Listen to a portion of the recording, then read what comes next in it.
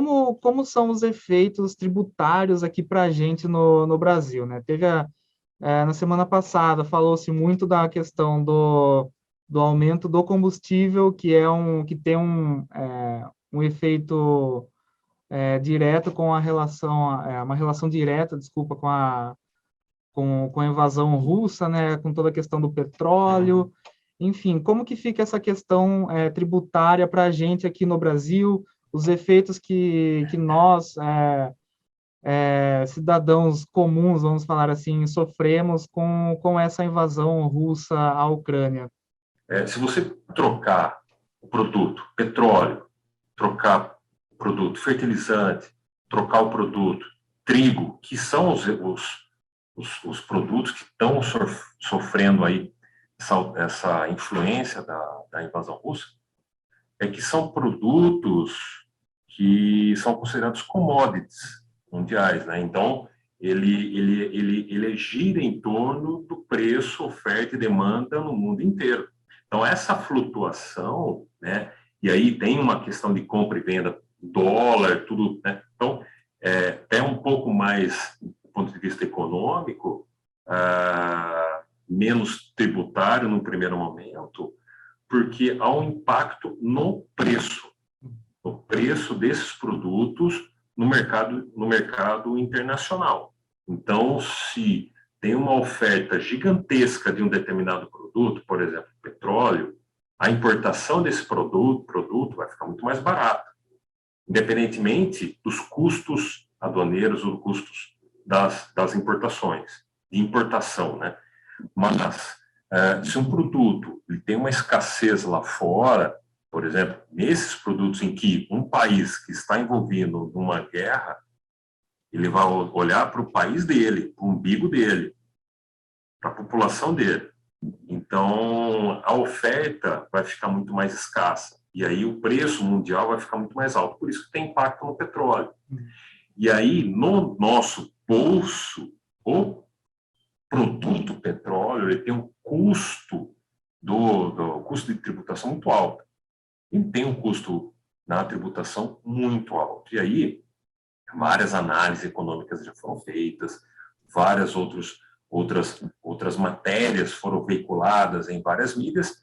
E para quê? Para demonstrar que, por exemplo, o ICMS é um imposto estadual que desequilibra essa balança, que desequilibra. Então, se você tirar fora o ICMS do custo do petróleo que vai na bomba dos postos de gasolina, o custo vai despencar, o custo financeiro vai despencar. Então, ficaria, em tese, o preço da gasolina muito mais em conta. Só que o nosso ordenamento jurídico exige isso. Então, por isso que está sendo criado essa ideia de uma proposta no poder legislativo para quê? Para que crie-se uma alíquota única. Só que daí entra num outro princípio também que a gente sabe, que o princípio da igualdade, ou o princípio, também tem um outro princípio da isonomia. Os estados que arrecadam pouco, né, no ICMS da gasolina, por exemplo, se equalizar, colocar uma régua para cima, o Estado vai, começar a arrecadar muito mais. Agora, se você inverte a balança, um Estado, por exemplo, o Estado de São Paulo, colocado de uma forma retórica aqui, né, que arrecada X, agora vai se baixar a régua para equalizar o país inteiro, de onde que vai compensar, né?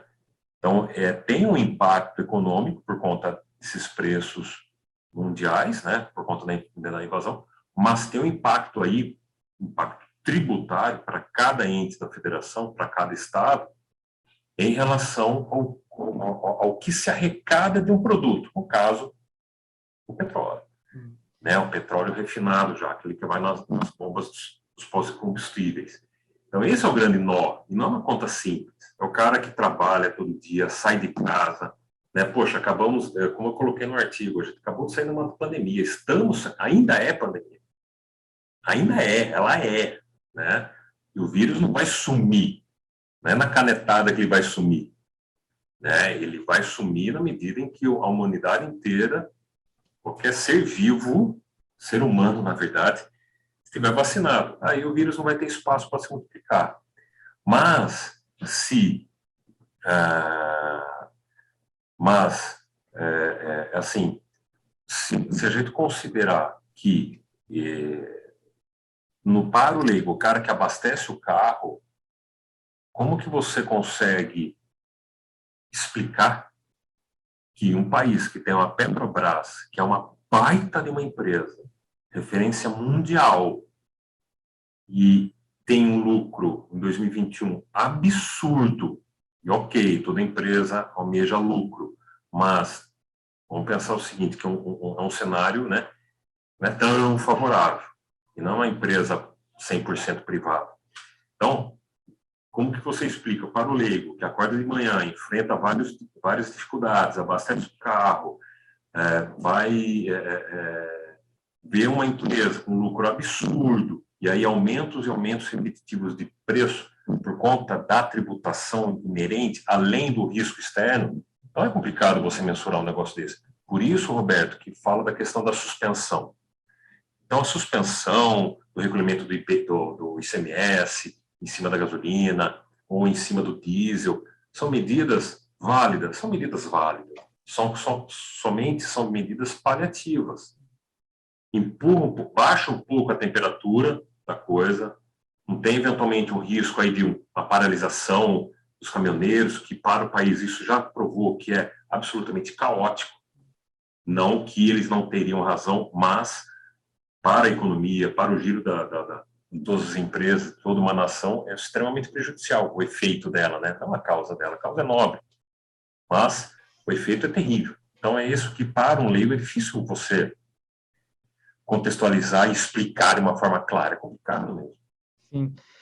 Agora, o senhor cita também a questão do aumento no preço das commodities, né, e o maior risco de inflação aqui no Brasil, né? A gente já vem sofrendo com a inflação há algum tempo aqui, né? Cada dia que a gente vai no mercado, a gente já via, por exemplo, a questão do preço da carne, que foi pauta há alguns meses atrás, mesmo o Brasil sendo um dos maiores produtores de proteína animal do mundo.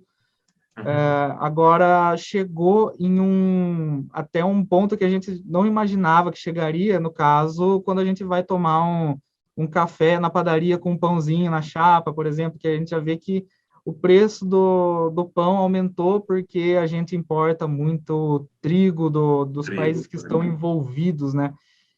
Nessa tentativa de controlar a inflação, o Banco Central faz as reuniões ali periódicas, muitas vezes acaba decidindo aumentar a taxa básica de juros, tentando conter essa inflação. Eu queria que o senhor comentasse um pouco essa questão desse movimento do Banco Central de tentar conter um pouco a inflação, né, causada também pela questão da invasão russa e tudo mais, elevando a taxa de juros, né? Como que isso acaba interferindo na nossa vida aqui no dia a dia?